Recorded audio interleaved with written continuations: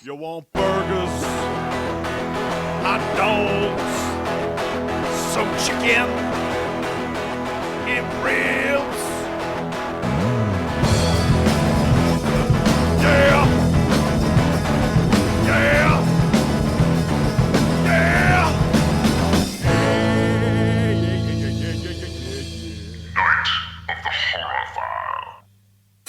Welcome to Night of the Horror File. My name is Lee Evans, and typically we take a horror movie and show it to my beautiful wife, Brittany.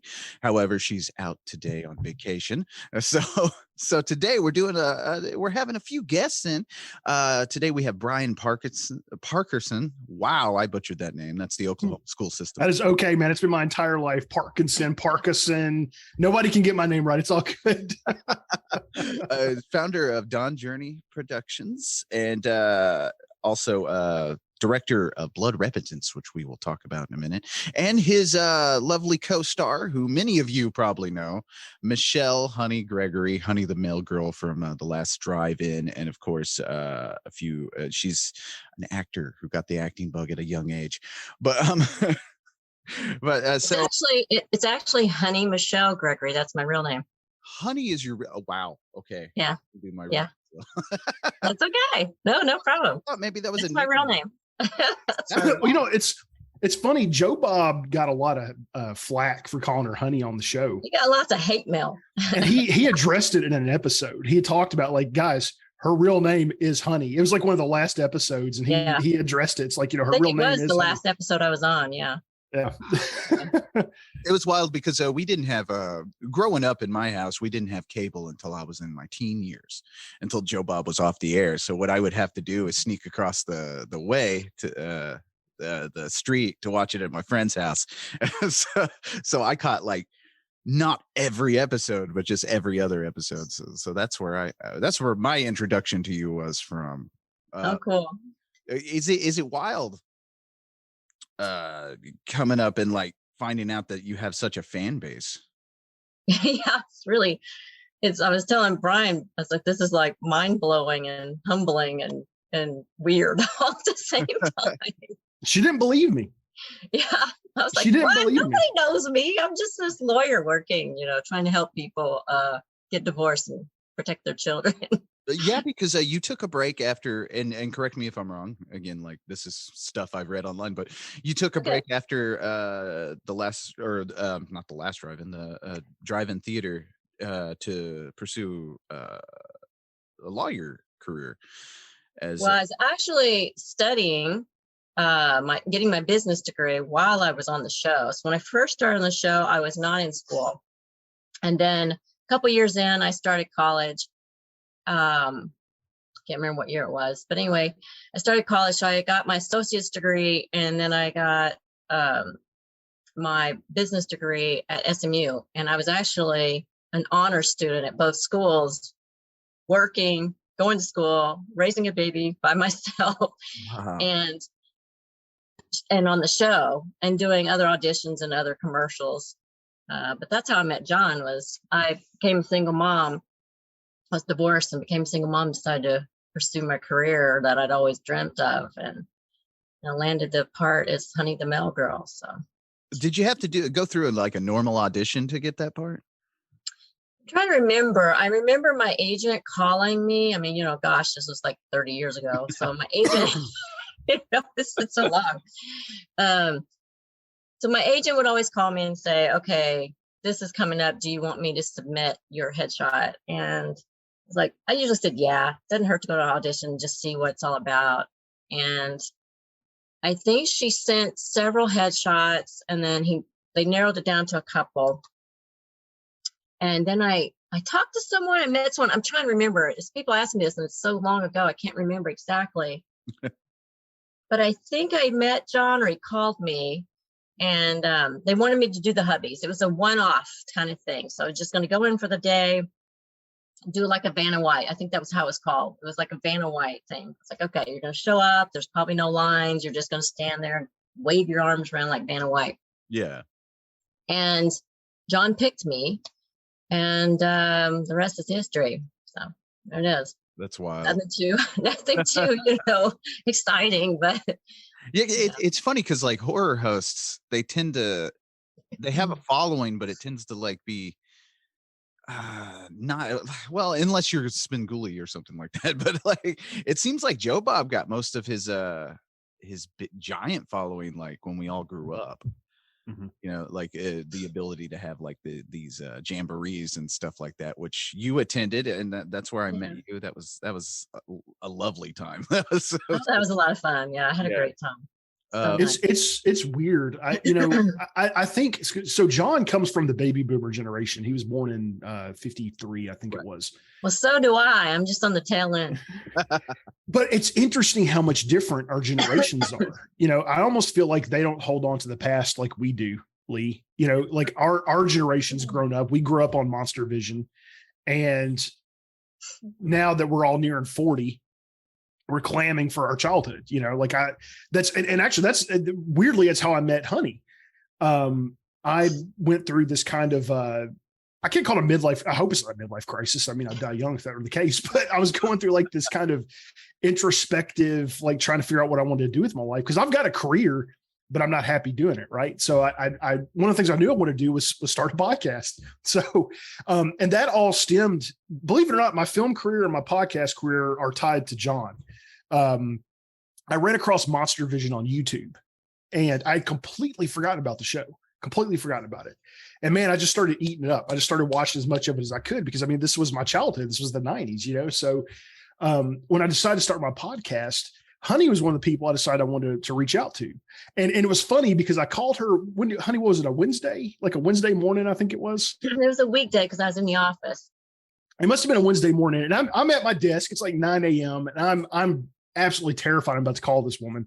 And I knew she had become an attorney and she had her own practice. So I told myself, I'm like, okay, all I've got to do is make it past the receptionist. If I just make it past the receptionist and talk to Honey, I can get her on the show. Right. So, so I called and I didn't know I was talking to her. I thought I was talking to the receptionist, you know? So I'm like I'm talking about what I'm doing. I'm starting this podcast. She's like, okay, well, this is funny. And I'm like, holy crap, it's really her. And we just, over the past year, we've just become friends. Yeah. And then in June, she was kind enough to drive down to Tennessee where I live and be in my movie. And we spent an entire evening, her and her daughter, and we made this, you know, we did her part in the film, and it was what, 4 or 5 hours we were on set that night.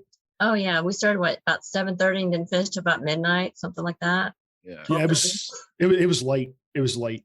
It was late. Yeah, because I remember my daughter was melting. She was like, "Mommy, I can't take another minute. I gotta go to bed." Hannah was a champ though. She ran the slate for us. She was like my little camera assistant. I mean, Hannah was a champ. But it's just weird. Honey is always really surprised at the following she still has. And I keep telling her it existed. yeah, like you know, so I'm her social media manager. And so when we set her up on Twitter, we set her up on Instagram. It's really her, guys. Yeah. You know, I'm trying to get her verified. It's kind of ridiculous what you have to go through to get someone verified. But what was your idea to do all this? Because I'm like, I don't have time for this. I got all this other stuff going on. But people want to know. But I kept like, I mean, the first night we're watching her account grow, and she hit, what was it? You hit over. I think we got close to like 200 or 500 people or something, and it just kept growing and growing and growing. Yeah. And to this day, man, she's still just really surprised that she has such a huge following. I'm like, honey, people. Even you were going, oh my God, we're up to this, we're up to that. And it was like, it was fun to watch. Minutes, there was another 20, 30 people. And I was going, this is weird. What's going on here? With somebody I've talked to, like the joke was like, you know, like the fan base was mostly people in prison and kids. So it's like, isn't that weird though? That is really weird. Okay, that is true, but you got to think about it. A lot of the kids who've come to me have said, I used to watch this with my dad or my mom. Right. So the parents are probably my age or older. That is. So I'm kind of in that gap. So like their parents were probably a little older and they were a little younger. So someone did an article on me here in Bloomington about having been on the show and becoming a lawyer. And it was in the local magazine. And I had people suddenly just come knocking on my door going, oh my God, I didn't realize that was you, you know, and they tell me everyone has this amazing story about how Joe Bob and me and their Saturday night with their friends or their family or whoever, and how they just remember this. Like this was like this big thing to them, like kind of like Bryan was saying, and heck, I didn't know. At the Q&A, people were asking me the same. It's like, did you know all this? I'm like, John is John, and the Joe Bob character was big and it was fun. But when John would come up to me and say, oh, you've got some more fan mail, it's always from incarcerated people. Kids weren't, and dads weren't like writing us. It was people who had spare time. True, yeah. So John and I thought most of our fans were just, people that were mostly incarcerated. And to hear that all these people were watching, it's just kind of like, really? I who was up late at night watching these really bad movies? Yeah, there was some kind of charm to, I don't know. It's like, I was always a big fan of horror films. So, as a kid, and so you got it where you could, and it's just strange how much our generation really pines for our childhood. There's something special about growing up in the 90s. And so I feel like any element of that we can latch onto, we do. And it's been such a strange experience for me, kind of having this full circle thing, like my favorite movie for 23 years has been Dawn of the Dead.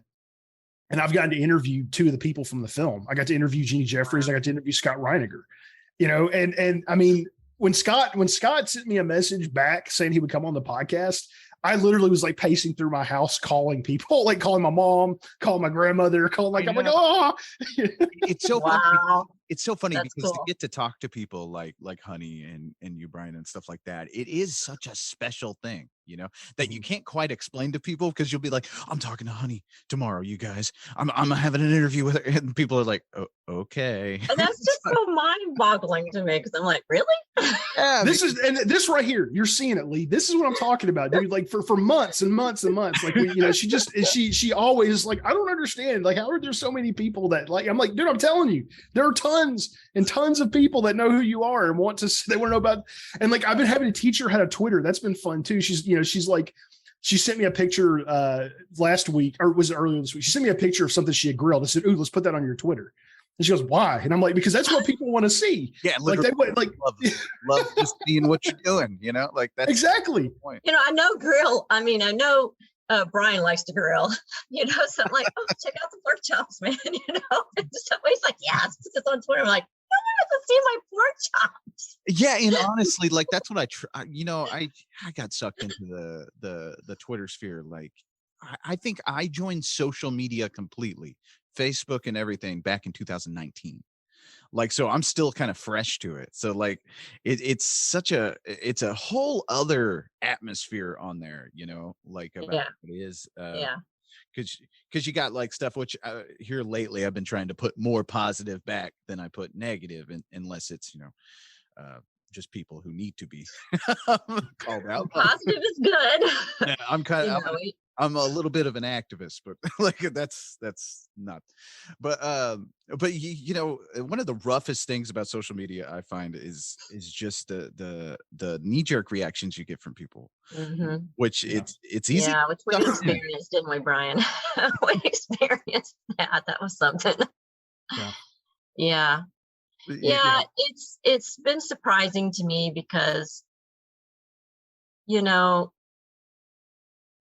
so many people have been so kind and warm and excited to see me on the show, and I was really surprised about that, but flattered, and I really appreciate everyone's kindness.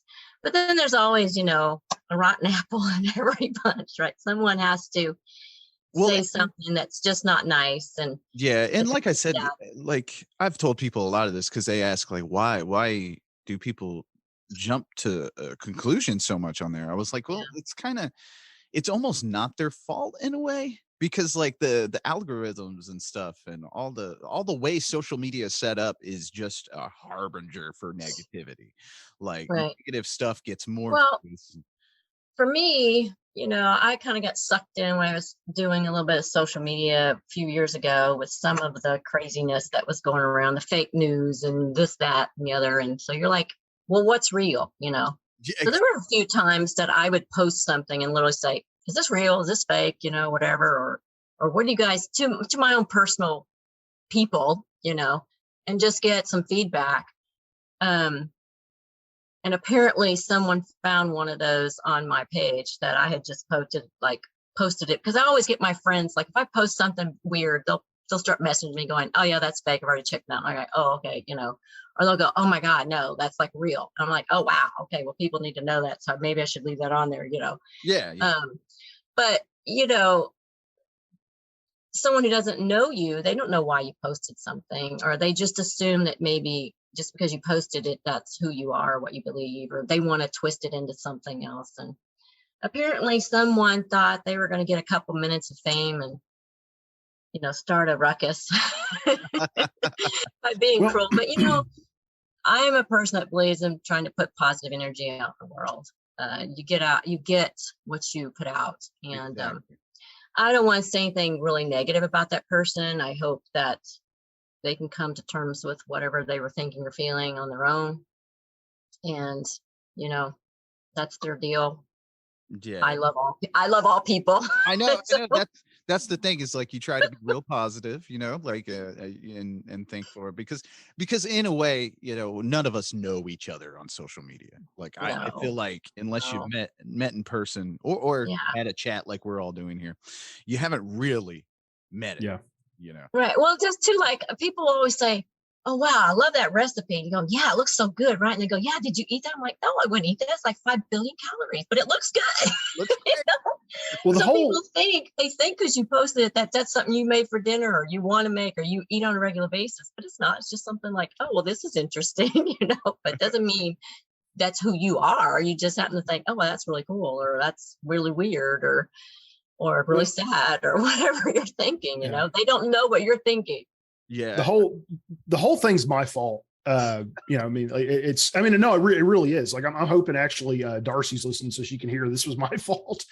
So, at the Jamboree during the Q&A, there was people were asking about Honey coming back on the show, and there are behind the scenes things with this whole her come back on the show. I don't want to get into too much of that, but yes, at the Jamboree, people were very, very kind. I mean, the place was packed. I mean, my gosh, they gave me and Darcy standing ovation when we went in and when we left. They were so kind and so appreciative of us being there together. And Darcy was just adorable. Like, I go, you go ahead and go first. She goes, no, you go first. I go, no, you go first. And we're standing outside the door. People are like clapping and they're announcing us. And she and I are going, no, you go. Honestly, no. She goes, you're the OG. You go. Yeah. Honestly, the whole Jamboree was just a pool of positive, and it was just, it was a great experience and stuff. And so like that's why I sent you a message, I believe, after the whole thing, you know, the whole drama. And I was like, that's not indicative of you know all the fans and stuff, because I was like, no, because the fans are like, you know, they ask the greatest questions. I was like, wow, you know, because, you know, I'm at work every day. Like, are these children being molested? How am I going to get them out of this home? You know, this kind of thing. And then I go in there and these people are like, do you remember episode such and such back in 1993 when you said this? I'm like, oh my God, I don't remember 93. What I said, you know? And so they came up with these amazing questions, and multiple people said things like, well, would you come back on the show? Or, you know, whatever. And I literally said, you know, I would, if that's what people wanted, and if Darcy was okay with it. And I literally looked over at Darcy and said, what do you think? Would you be okay with me being on the show? She's like, well, yeah, of course, you know, it was fun. And she was so cute, where when we finally walked in and got on the stage, they had set it up where there were like 2 different sofas, like love seats or something. Yeah. One was supposed to be mine and one was supposed to be hers. And she comes over and sits like 12 inches away from me. And the guy goes, you can sit over here, Darcy. She goes, no, I'm fine right here. And I was like, you want to sit by me? She goes, yeah. And I'm like, okay, this is great, you know. And we just had a blast. She's so cute, and she's so shy. Very And much so. She has a social anxiety like I do. yeah, and see, she was telling me that, and I was telling her behind the scenes, I was like, my daughter has that too, so I really understand and can relate to that. And so I've had to always take in the lead with my daughter, so it was really like it felt second nature to kind of take the lead with her because she's so shy, just like my daughter. So it's really cute. Yeah. And so she's that age. She's the age that she could be my daughter, So I kind of felt like a mom a little bit with her. She's so cute. Yeah. and given all of that, like it was my idea to, it's like, well, if people want to see her back on the show, they need to let the producers know. The people that are going to make that decision are the people I mentioned. So it wasn't, what ultimately I was trying to say was, it wasn't some push to usurp or circumvent anyone.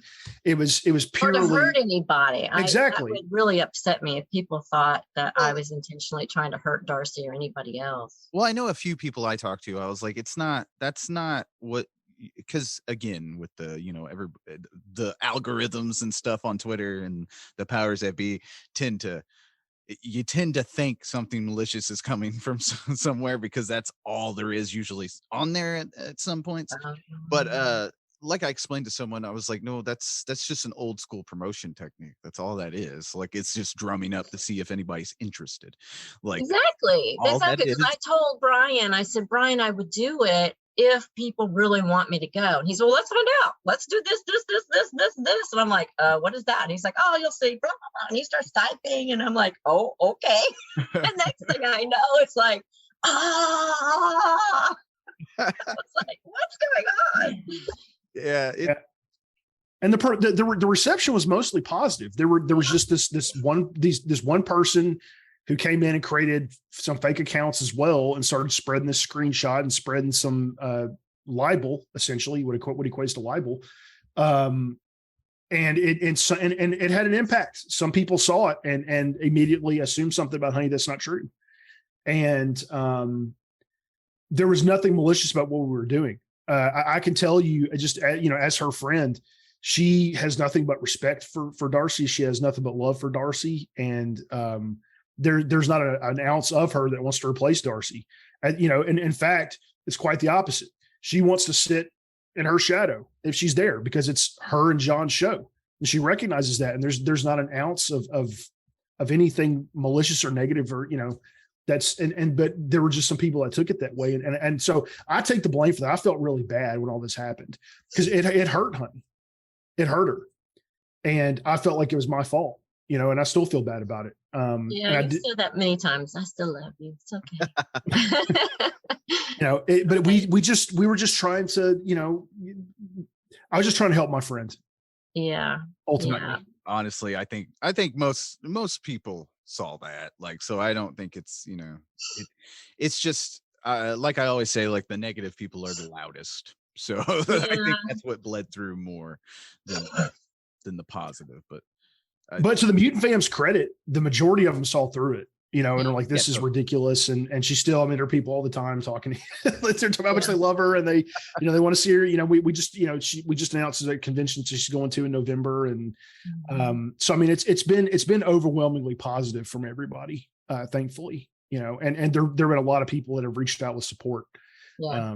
To say, hey, we know that this is true. We know that this has been taken out of context. And so it was definitely an interesting experience. But I can assure you, as a close friend with Honey's, like, there's none of what was said is true about her at all.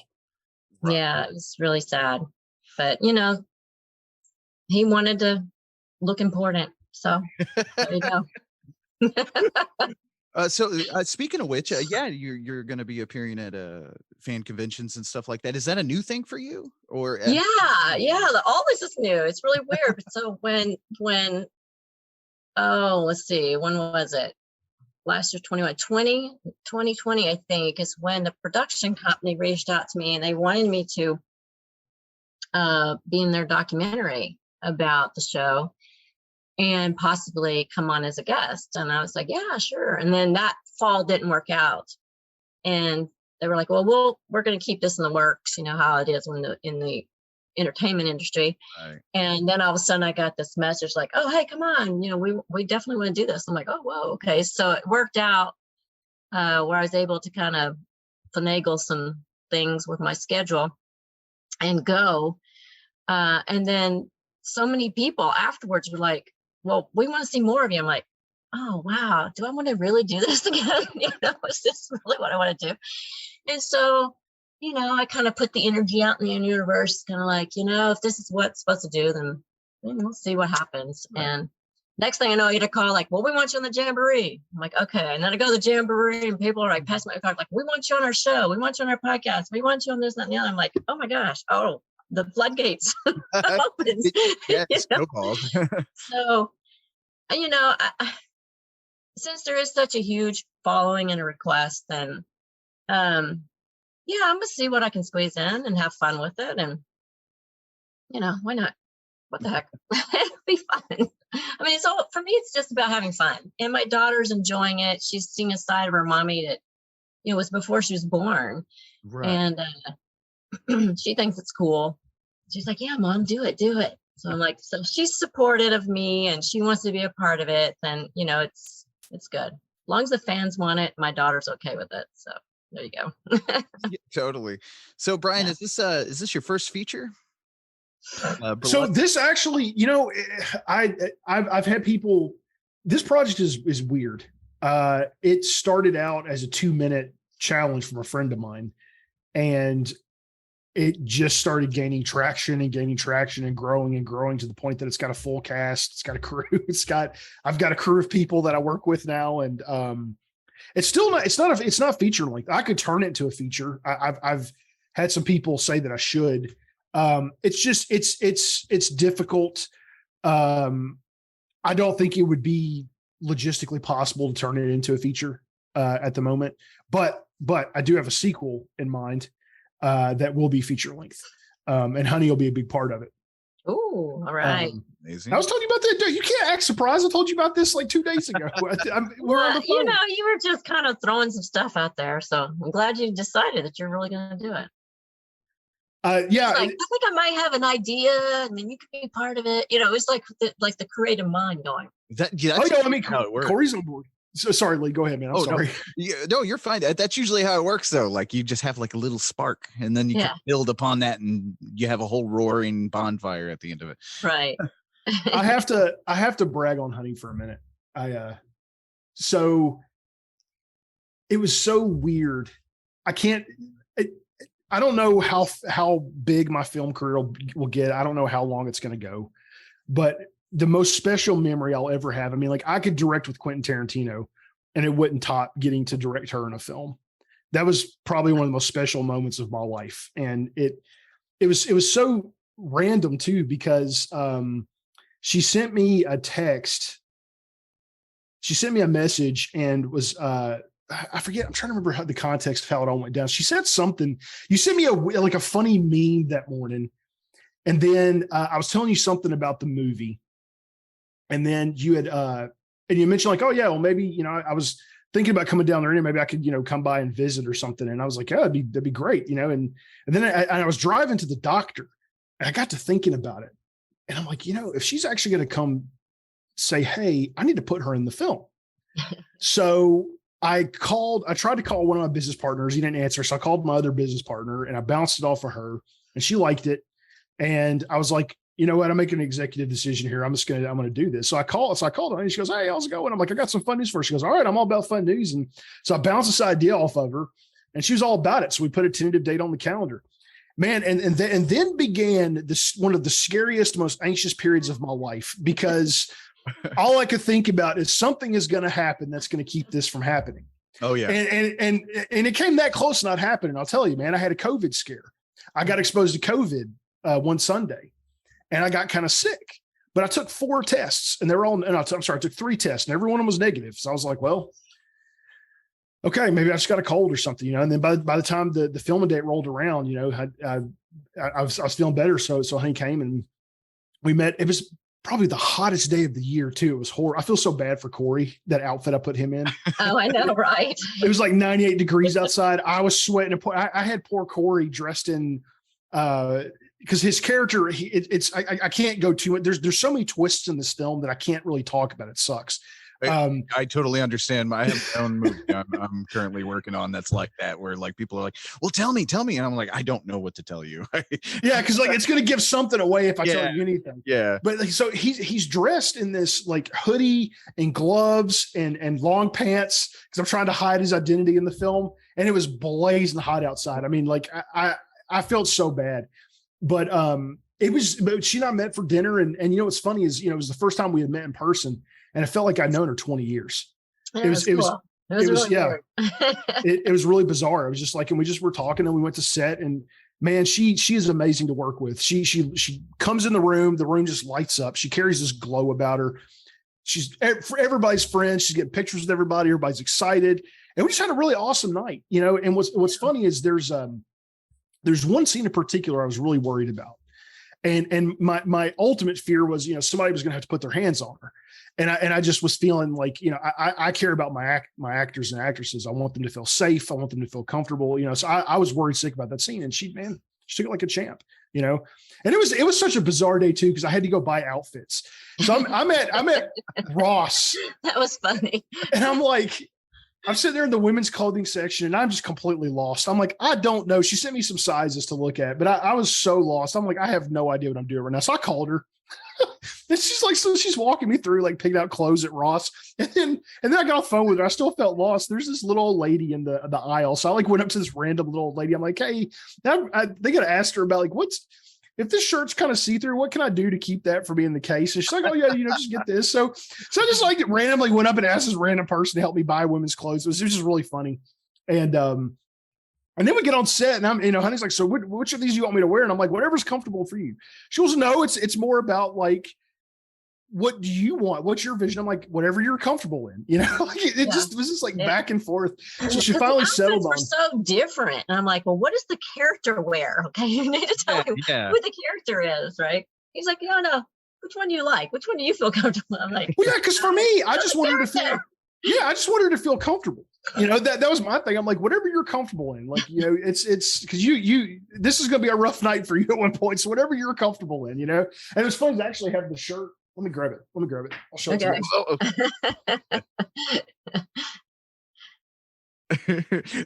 you. Honey, what? Yeah. That's so weird to say. Sorry. Hey, baby. Hey. No, but what kind of character do you play in the film? Oh, I can't tell you. Oh, okay. See, I that's how the movie I'm working on. It's like I can't names. I can't. All I can tell you is it's about Trip.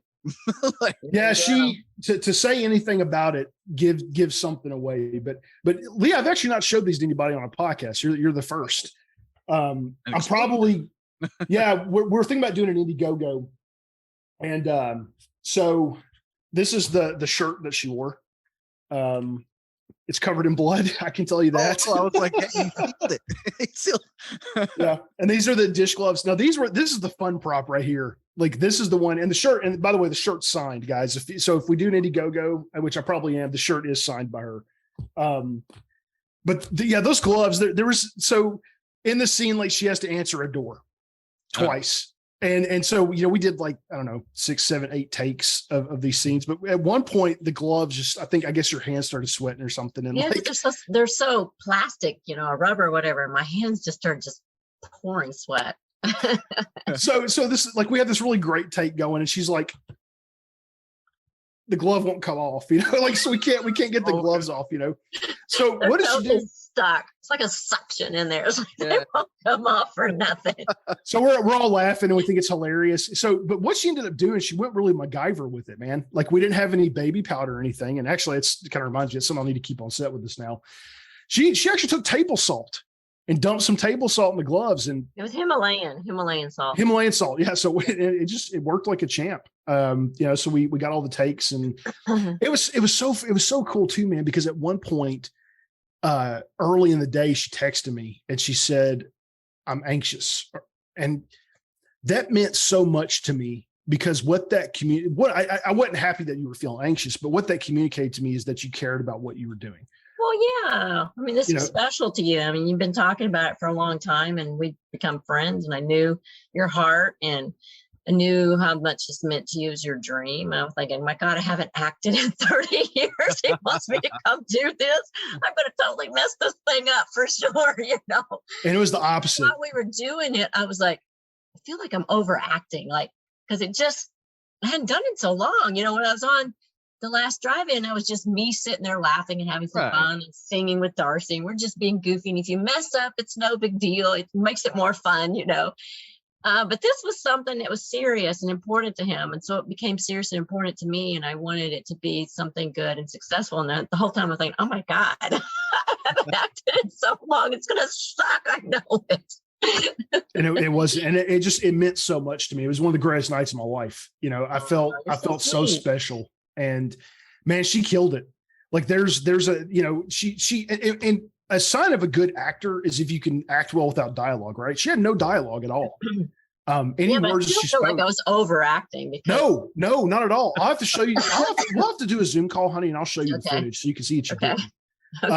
Because at one point, it's like I didn't put in the script for her to slam the door, and she actually just got it so into the character, she just started like slamming the door, and it was awesome. I mean, like she killed it. She killed it. And everybody felt that way. Like she killed it. It was awesome.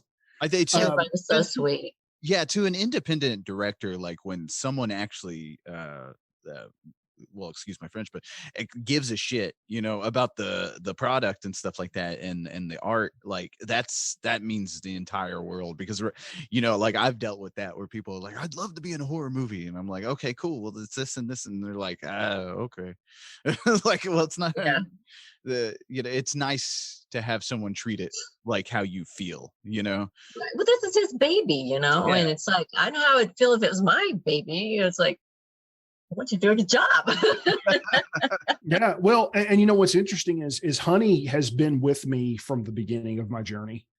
Like I decided to start pursuing all of this, and I probably less than a month into the whole thing, maybe a month into the whole thing is when I called her. And, and I kept in touch with her, and she's literally followed me through my entire journey. I mean, she's seen me from just being an IT guy to being a filmmaker and a podcaster. Yeah, that's amazing. I'm so proud of you. You're doing great. She's gonna make me like, cry. I don't know if I can do it. I'm like, just go do it. Just do it. Just go do it. You know what? That's the most important advice. And that's what I tell everybody, because I was kind of the same way where, I'm floating around all these manual labor jobs and stuff like that. And I gave up I thought it was a silly dream back in high school, making movies and stuff like that. And then, my wife now, she was like, that's not stupid. And I was like, well, I'm too old, like I'm 35. It's silly to try to start making movies now. He was like, no, it's not. And then it's never too late, right? Unless you're dead. Yeah. And then you look back and you see like directors like Mario Bava or something, like didn't make a movie till he's like 46, and then he started a whole subgenre. So yeah. Well, I was just watching an interview with Rob Zombie on one of those late night things. It was like on YouTube, and I came across it, and he was talking about how he got his start. He thought, being in a famous band and making movies was just some pipe dream, some kid has, a teenager has. And then he was talking about how surreal it is to be his age now, looking back on having actually done all the things that he wanted to do. And he just did it. I mean, he said, I didn't know what I was doing. I just did it. And that's pretty much what you got to do. You just go do it.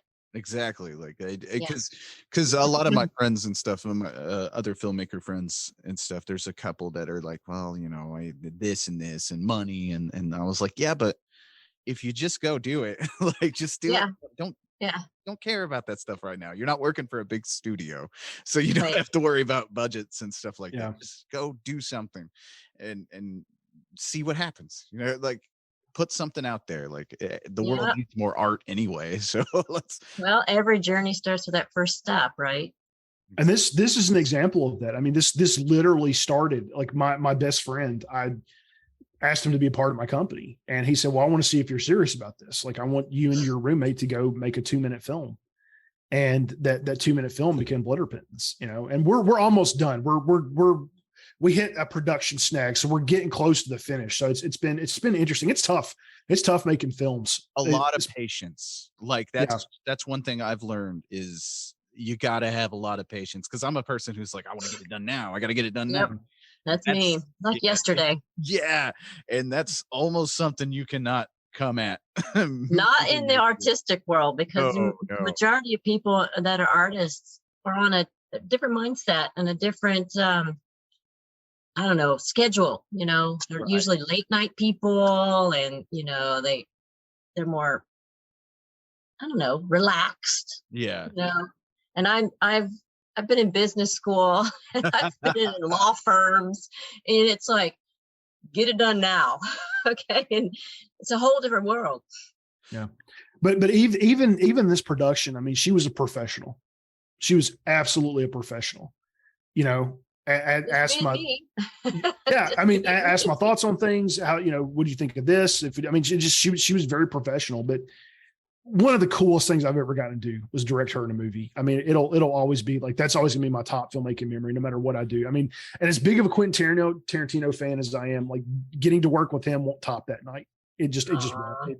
That's always going to be the most special thing for me. When I move on and pass out of this world into the next realm, it's nice to know that someone will be carrying that in their heart with them. I appreciate that. Well, hopefully that's a long time from now. I was going to say, oh my God. I'm going to be 59 in 2 months. Okay. Yeah, but 59 today is like 40. I mean, like, you're probably going to be like 100 years old and like, like, I'm tired. 100 and making movies. I know it's so funny because, like, I met you at the Jamboree, and I was like, and someone was like, yeah, she's this old, and I was like, what? I was like, my Lord. so I don't think keep working out anytime soon. Yeah. I keep thinking about, like, I keep seeing myself in the camera, and I'm like, oh my gosh, I got so much gray in my beard now. Like, I keep seeing all these, like, individual gray hairs. It's so wild because I was talking to my wife about this the other day, and I was like, I feel like I'm 16 still. Yeah. Like, yeah. I feel 16, and it's so weird to look in the mirror and see that, like, I'm like, who the hell was that? Yeah. It's like, in my head, I'm like 25. Yeah, yeah. But in my body, I'm going, what the heck is that? Whose arms are those? They're not mine. Because when I think of myself and visualize myself, like, even at the store and I'm looking at a new outfit, I'm like, damn, I'll look good in that. Yeah, I would. I'll look good in that. And then I put it on and go, no, I think I'm a little too old for that. That's more my daughter's friends outfit. Okay.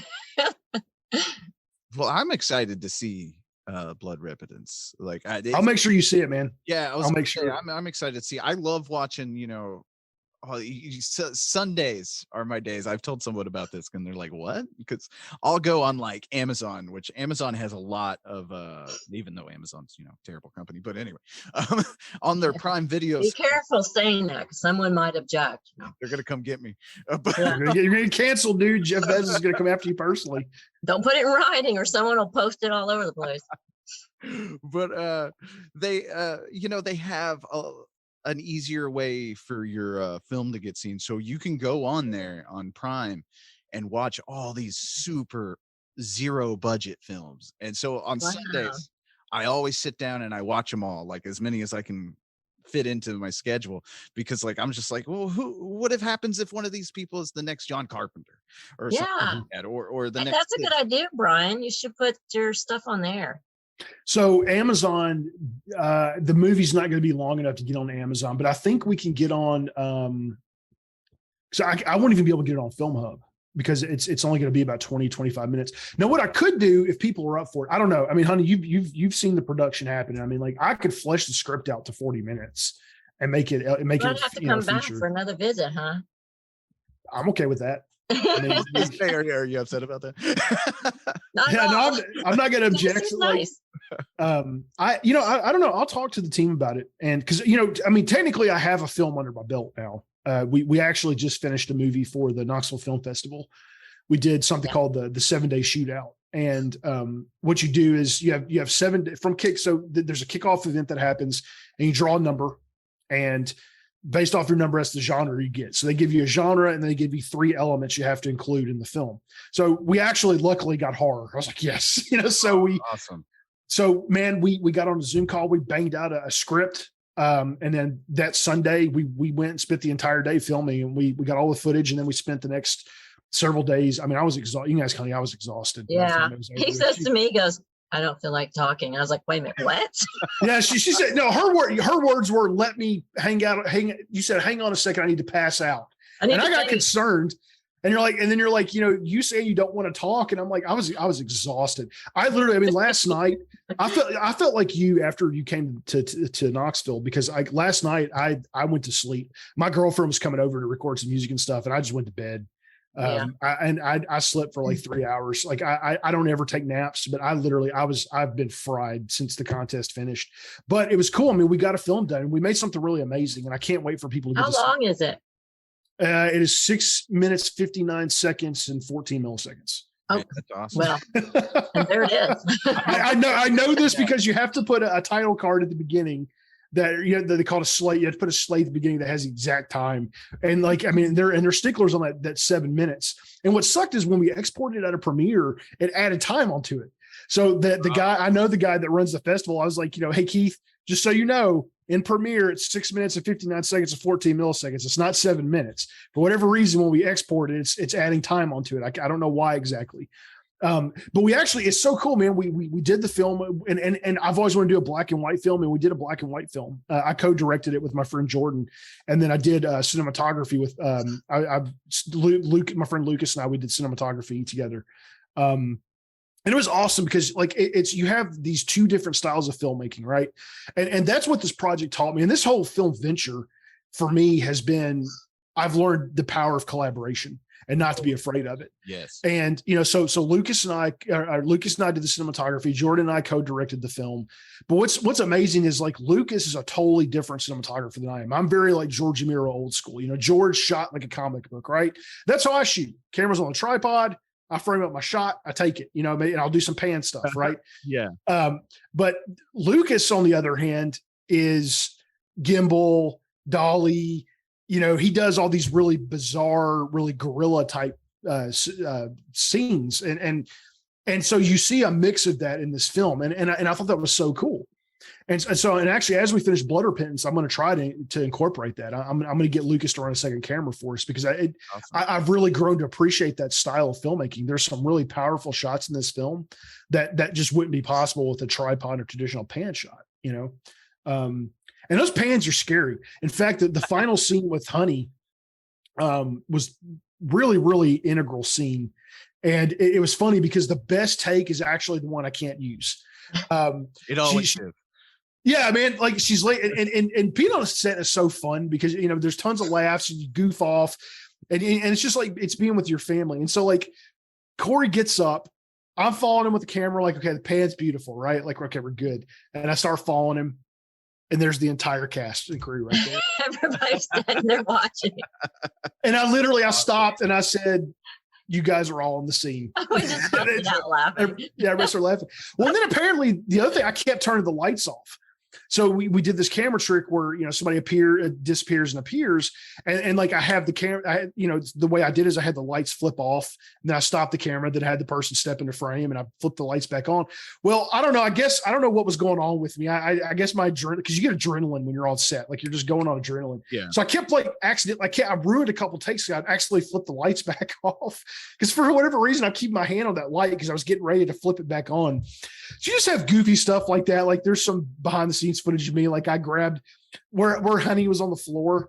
I was like, I need to move you. So I just grabbed her by the arms and like drug her across the floor.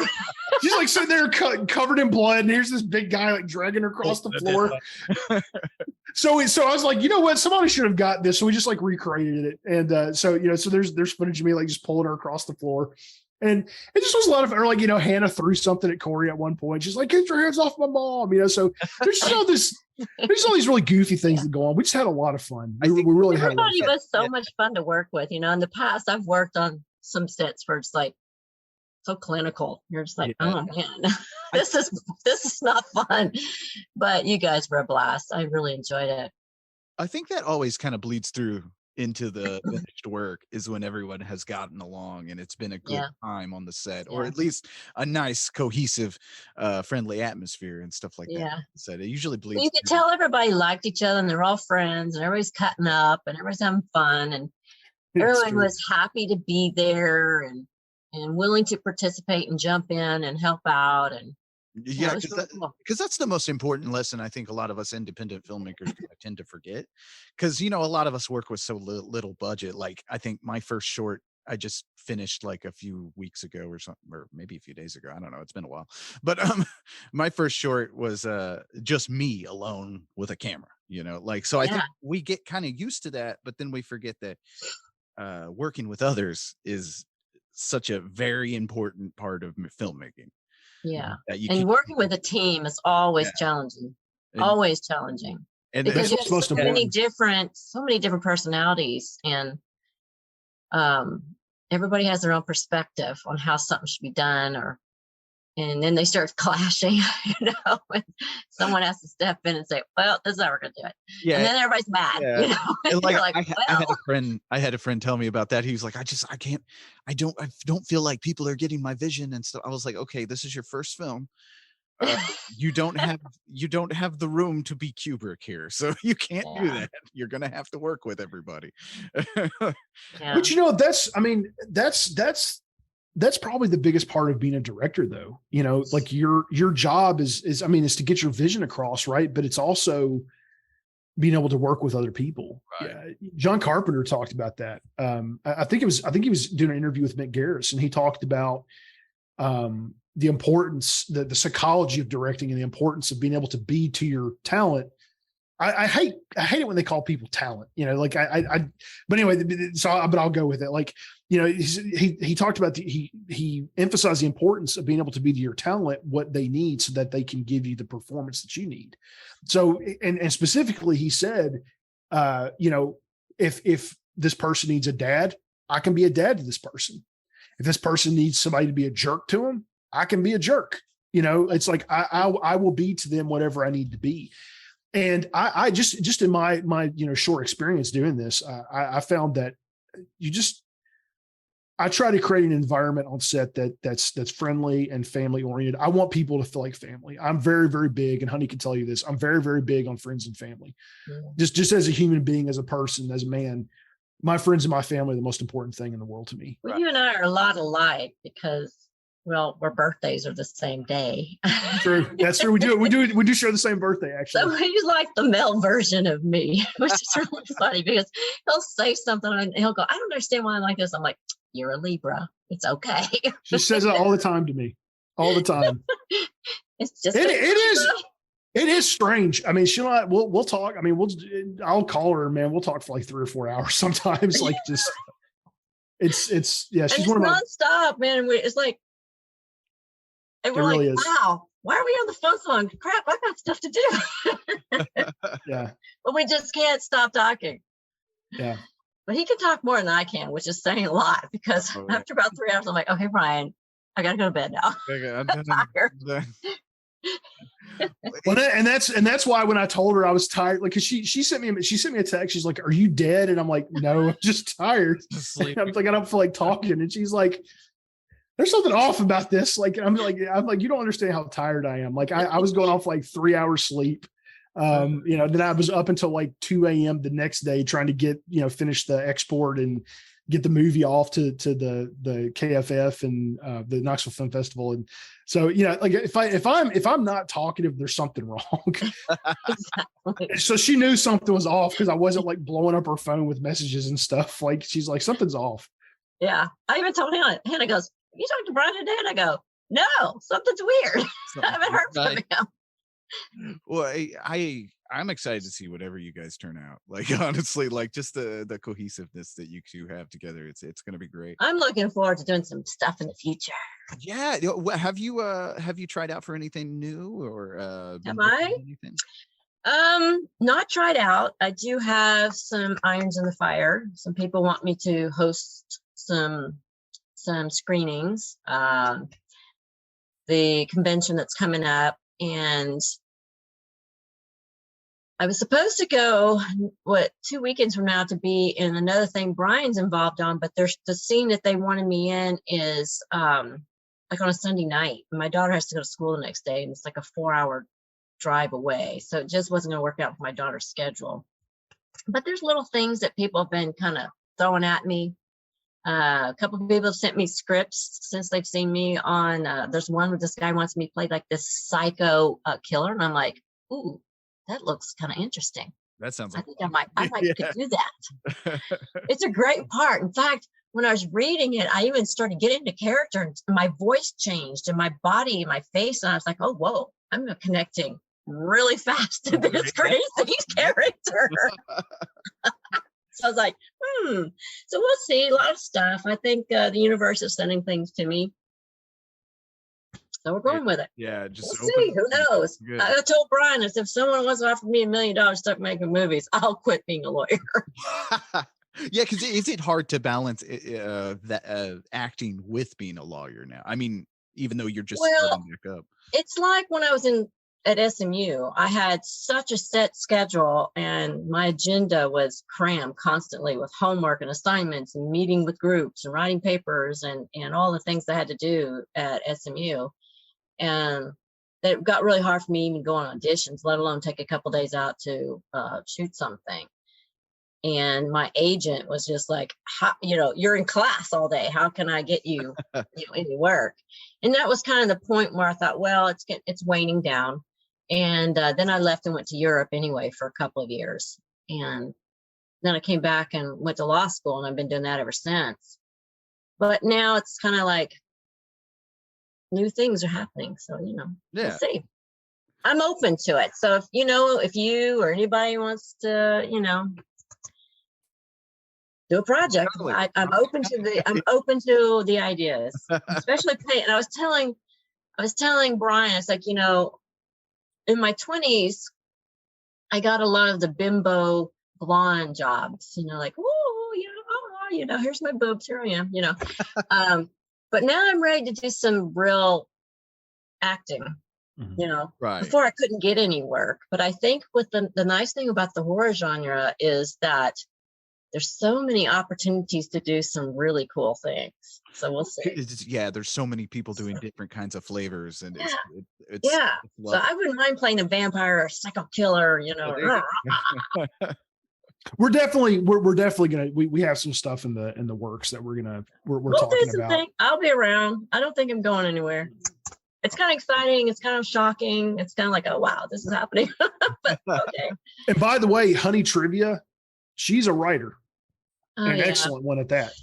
Yeah, and I don't want to jinx things, but there may be someone interested in producing it. So, and someone interested in fronting the money. So we'll see. I'm excited that you're kind of. It feels like you're back. Like that's what's funny. Like because I know I've looked you up before the Jamboree and everything like that, and found your talks on narcissists and stuff like that. Because my wife is her ex she was in a. There's a lot of that. Yeah, unfortunately, there's a lot of that. Mm-hmm. Yeah, so I've heard those talks and stuff like that, but like it does feel like you're back into the fold again. Like it's fun. We'll see what happens. I just want to be a gift.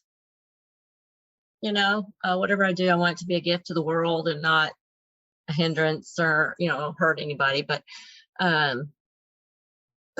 can still kill somebody in a movie. Do it. Somebody cast her as a serial killer. Yes. I'm waiting for that phone call from her where she's got some deep timbre voice practicing that character on me. And like, are you okay? My daughter used to get scared when I would play the Wicked Witch of the West on Halloween. Oh, dang. She would say, "Mommy, stop it." Because I'd put the green makeup on, the big nose and the warts and everything. And I would walk through the house. And I would say, did the whole cackle, and she's like, "Stop, Mommy, you're scaring me." So I was like, ooh, play the witch. I like that. Well, I gotta thank you guys for coming on the show. This has been great. Like, thanks for having us, man. Yeah, absolutely. Thank you. I absolutely love these types of interviews because it feels like I'm just sitting down with some friends, just chatting. Yeah, exactly, right? Yeah. That's how Bryan and I became friends. Like, we just talk and like, oh my God, we're already friends. It's like we've always been friends, but we just hadn't met. Because that's how me and John Brennan kind of connected. Because I had him on the show one time, and I was like, we just kept going. We were just chatting. I love John. He's so fun. Awesome. John's an awesome guy, and so like he and I did twice. Yeah, he and I did some photo ops at the Jamboree, and we were having a blast. He goes, "Oh my God, this is so much fun. We need to do this the next time." I'm like, "Yeah." He's a cool dude. I'm actually having him on my show next week. Actually. Wednesday night, right? He's Yeah. he's a great guy to have on, and he's fun to talk about. But I again, thank you guys for coming on. I Thank think you. we're gonna shut it down. Nice to meet you. Oh, it's nice to meet you too, and nice to meet you, Bryan. Where can people find you on social media? Both of you. Honey, you want to Bryan, go you first? know the names of those Okay. things. I don't even know the names. I will She set start it with all up. Honey. So Honey's on Facebook. She's got a fan page. It's just under Honey. She's got a Twitter page. It's at let me make sure I get this right, because I think your Twitter's at Honey Mill Girl. Let me double check real quick. Because one of them was like you couldn't put enough all the letters or something. Yeah, it's Twitter. Okay, so her Twitter is at Honey Mill Girl, and her Instagram is at Honey the Mill Girl, or I think it's just Honey the Mill Girl. But that really, when you find her, that really is her, guys. She really is on social media. And But Bryan's helping me because I'm clueless. Okay, I'm an old lady and I'm clueless. So don't get mad if you don't like something on there. Just say, hey. Questions are perfectly acceptable. yeah, ask away. I mean, like it's been really interesting to watch that to kind of sit and watch her social media presence grow, and just the influx of fans that happened really, really quickly. And that's been, I mean, we literally were sitting there the first night and I'm just like watching it. And I'm like, holy crap, Honey, you're up to like that. It's like, do you know how long it took me to get to that many followers? And you just surpassed it. Like, and she just, and like you've seen it, Lee. Like, she still gets surprised about it, man. Like, she has a hard time believing that like all these people, because like I'm seriously, so just on a personal level, like before I even jumped on this call, I was sitting here thinking to myself, I was like, wow, I'm going on the Night of the Horror File podcast. Like, holy smokes. Like, that's crazy. I've gotten that far into this. And then just a couple of minutes ago, I was sitting here having an introspective moment. It's like in the 1990s, I was watching Honey on TV, and now I'm sitting on a podcast with her, and she's one of my best friends. Like, what are the odds of that happening? You know, like, I mean, I got hit with the reality of that for a second. It's like, what are the odds of that actually happening? Yeah, what are the odds that people want to be my friend? Yeah, honestly, it's the same for me, because like I never thought in a million years I'd be talking to you like in a friendly manner, like just like we're hanging out. And so if I went back in time and asked the little kid that was watching you on TV if he thought that was gonna happen, that'd be wild. But exactly, dude, I get that same thought. Yeah, me too. That's like I never thought in a million years that all that would survive. Who knew, right? Yeah. I mean, we were having fun, and we were having fun. We would show up, we would get dressed up, we'd have fun. We were acting, we were having a good time. Everybody's laughing and eating and talking. It was just like hanging out. It was fun. And then 30 years later, people are like, and I'm like, wow, really? So, oh well. Yeah, here we are. All good. Yeah. So I've had that same thought, Lee. I especially like when I was going to interview Scott, I so badly wanted a time machine to go back to my 13-year-old self to say, dude, you're going to interview Scott Reiniger. Like, and it was great. But sorry, I'll keep talking. I know you're trying to wrap it up. I'm very active. I'm the same. I'm very active on Facebook. Look for this beard. That's how you'll know it's me when you see the beard. But Bryan Parkerson's my full name. I've got a Twitter page at BP for Christ. I'm sort of active on Twitter. It's kind of hit or miss for me. Like I get these like spells where I'm active on Twitter and then I just forget about it. But I'm very, very active on Facebook. Send me a friend request. If you want to message me, please send me an entire message. Don't just send me hello, because that's how the scammers do it. Send me an entire message. I'm very approachable. I love film. I want to help other people make films. So if you have questions, you need help, let me know. Like I'm very approachable. And my company, Dawn Journey Productions, we're trying to grow. We eventually want to help people make movies. That's our ultimate goal. We want to make movies and help people make movies. We do have a Twitter page for it at Dawn Journey Prod, and we have an Instagram page as well. My podcast is called That Other Interview Show. Got an interview coming up with Honey here very soon. Oh, so yeah. I'll be looking for that to drop. Finally. Yeah, finally. Yeah, it's weird. We planned this like a year ago. We still hadn't done it yet, but that's because we just get on the phone, start talking, and I say we should have been doing this on a podcast. We should have had this conversation on a podcast. Oh, that's how this podcast got started, because me and my wife were sitting around just arguing. And because she's not a film fan. She doesn't really like movies. So so we were just sitting around and she was asking me questions. I was telling her this, and I went on like a whole rant about like Psycho, I believe was the first movie. And that's how our podcast got going. So it's just conversations, Right. Awesome. That's so awesome. It's nice that you two can do that together. That's fun. Oh, yeah. We're talking about doing one together too. So But that'd be awesome. If you guys are ever in Oklahoma, we ought to all have dinner or something. Yeah, absolutely. Dude, that'd be that. I would love that, man. I would absolutely love that. Oklahoma, but Well, are you coming down to the Preserve Halloween Fest in Irving? Probably not, because I got the movie stuff and I'm super Right. with life stuff up here. Yep. You've got plenty of that. Yeah. But I try to do as much as I can, Yeah, because I'm going to be staying in town for a few days afterwards cool. because I have family in Texas, so I'm going to be staying. Oh, awesome. I would just say Oklahoma's not that far from I know Dallas. we're the hat of Texas. But yeah, again, you guys, thanks for coming on the show. Thanks for having us, man. It's been awesome. Been a freaking pleasure. So you guys check out Honey the Mail Girl on Twitter. Check out Bryan's work. I can't wait to see Blood Repentance. That's going to be awesome. It sounds great. But this has been Night of the Horrorphile. And so everybody say goodbye, I suppose. Bye, everybody. Bye. Bye. Thanks for listening. To get a hold of us and submit your stories, fan mail, and death threats, you can find us on Twitter, Instagram, Facebook, and nightofthehorrorphile.com. Our theme song was written and performed by John Brennan, used with permission. Find John at shopjb.bandcamp.com and at badtechno.com. If you like what you hear, leave a good review wherever you listen to podcasts, and share the show on your social media. See you next week.